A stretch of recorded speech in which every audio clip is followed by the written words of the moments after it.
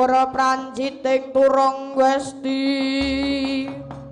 rekata ingkang dojo lelayu sabit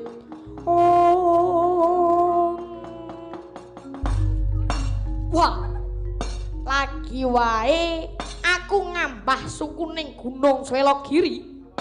iki ana monyet putih sing ngadang dalanku ora pangling kowe anoman dasar keporo nyoto kowe pambangmu nganti para sata Kurawa bakal munggah Gunung Swelogiri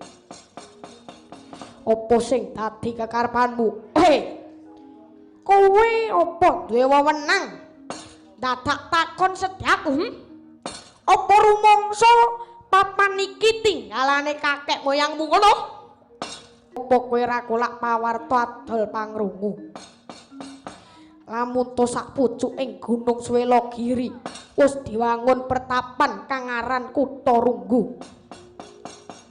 dene aku siswane Begawan Kesawa Sidi kang duwe kewajiban rumeksa rahayu ning papan iki Anoman anggonmu tumeka kene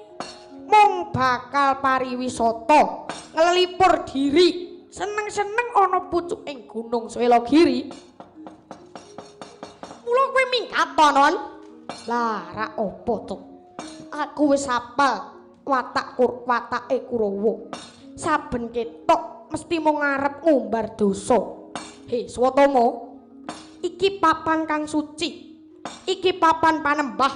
aja kok regeti kanthi kamurkanmu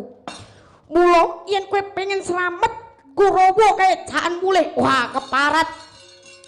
mung dapure munyuk wani nundung para Kurawa janji kowe ora minggat lakon ilang nyawamu Sikapala kang tumingan pratampa samya ngadali